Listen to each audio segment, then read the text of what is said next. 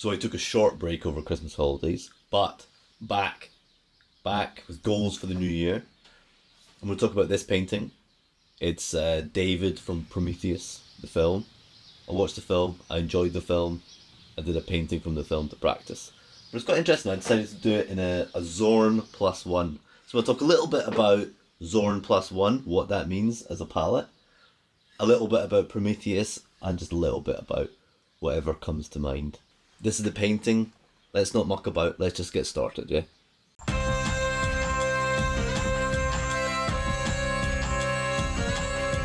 Mr. Neil Conning painting. So I mentioned there the Zorn Palette. So what's that? Well, Anders Zorn is a Swedish painter in the late 19th century, well known for being just awesome. I mean, look at these paintings, like brilliant, right up my street. But he's most famous as being a proponent of the minimal palette. The Zorn Palette, as it's come to be known, is Ivory Black, Cadmium Red, Yellow Ochre, and White. This is a great starting palette. That's how I learned to paint, or I'm still learning. So here's my version of this using Ivory Black, Sennelier Red, because I'm trying to cut Cadmium Red out, Yellow Ochre Deep, and Titanium White. But I'm going to do a +1 because there's something in this painting that I just can't get to with that. So that's this Cadmium Yellow. When people add a +1 to a Zorn palette, it's often because they feel like they don't have access to green. And actually, it's quite interesting. If you look at Zorn paintings, there seems to be quite a fair bit of green. Now I know that's partly because Zorn actually did use greens and did use blues, but actually using Ivory Black and Yellow Ochre makes a green. Black is has chroma in it. It always tilts one way or another. Ivory Black tilts towards the blue. So having some Yellow Ochre and some Ivory Black does make it kind of mucky green. And when you put that strategically in a painting relative to, say, some warm tones or reds, it can really trick a green. But in this case, I'm not doing that. I'm not adding a blue.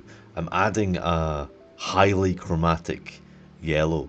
And that's because it's partly just focusing on skin tones and shadow, using that Zorn palette, which is quite good for that. But also partly about this neon from the glow from the spacesuit. You know, this is a sci-fi thing. That's not really like in Zorn's wheelhouse, but it's something I'm interested in getting here. So there's actually something that speaks to the heart of what this painting's about. There's the humanity and humbleness of the Zorn palette for the skin tones, and then something big punchy and highly chromatic for the sort of highly technological aspect of the painting.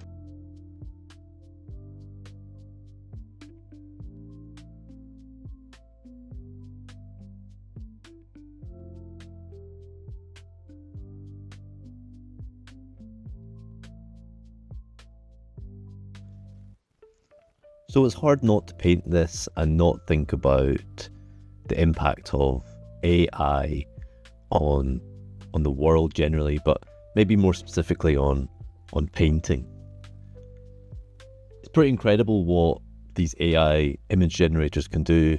It can really do a good job of faking a good image or tricking a good image, and sometimes it just does things which look brilliant. The composition's good, the color's good. You know, these kind of machine learning type models, they can do amazing things. It's pretty interesting, but there's something about it I don't like. There's something empty. When I used to think about the future of AI, even this sort of, in the most sort of wildest fantasies, I always just imagined that AI and automation would do all the menial work, and it would possibly free up humanity with all this extra time for painting and art and kind of utopia where machines do all the work and humans have all the leisure. But it seems to be the other way around, that AI is making all the paintings and doing all the art and making the music and writing the novels, and humans are doing all the crappy work. So doesn't look good the way it's going. And that is the story that gets told in fiction. You know, whenever there's an AI involved, it's usually a story of a kind of warning. I think there's definitely fear of these things, and yeah, I get worried too sometimes.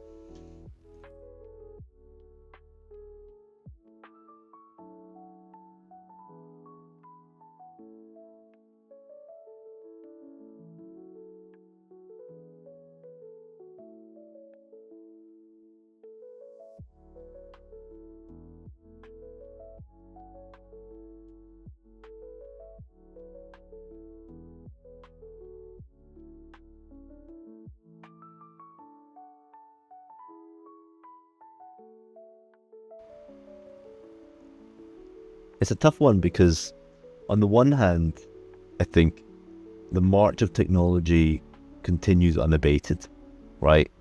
People selling horses on the eve of the invention of the car would have been making similar arguments, perhaps, when really they should have been learning to drive. So I sort of wonder, you know, are we at a similar point with AI art? But not really. I think it's much more similar to the story of chess. You know, so in the 1990s, IBM made a computer called Deep Blue, or Deep Thought, and it beat the then greatest chess player in the world, Garry Kasparov. People thought this was the end of chess. It wasn't. Chess is more popular than ever.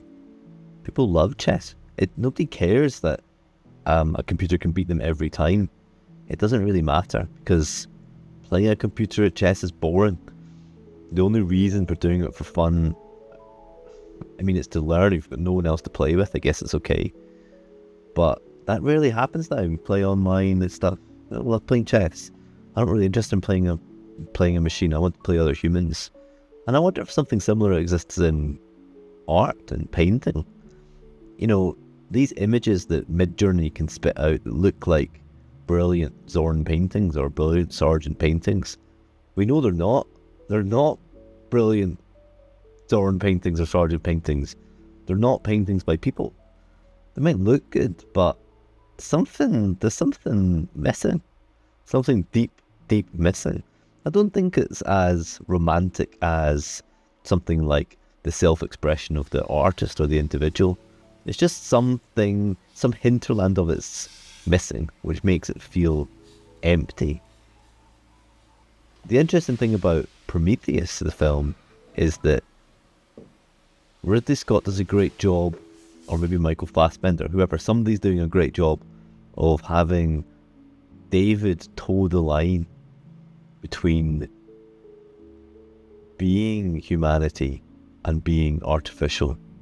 You know, the uncanny valley.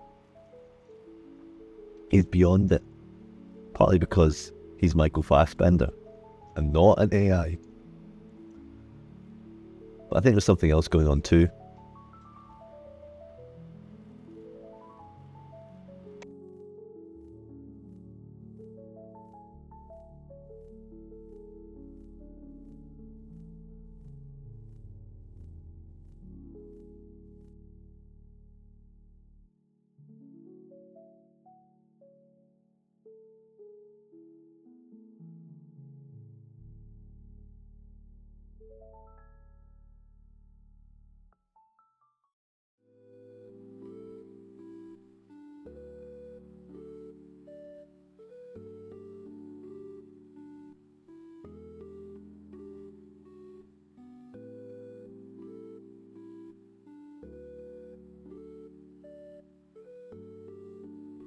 Hope you enjoyed that. Hope it was interesting. Hope you learned a little bit, or at least just, you know, passed your time in a way that didn't waste it. That alone might be enough. You know, I'm actually recording this. Maybe by the time this goes out, it's 2025. It's not. It's still 2024. We're in this world. It's 2024. But I've got big ideas for the new year. Lots of ambitions, lots of goals in terms of just painting, in terms of recording, in terms of filming, in terms of YouTube videos. We've got lots coming. Sketchbook stuff, some paintings which I did a while ago that I really want to expand on the process and talk about it. And I've got lots of exciting stuff. And the unknowns, the stuff I don't know what I'm going to do yet. But yeah, it's going to be a good year, I think. I'm excited. I hope you join me. This YouTube thing is, I'm really excited by it. So, thanks again. Hope you like that. Oh, by the way, if you like the painting, check out the website, because it's there. Alright, see you later.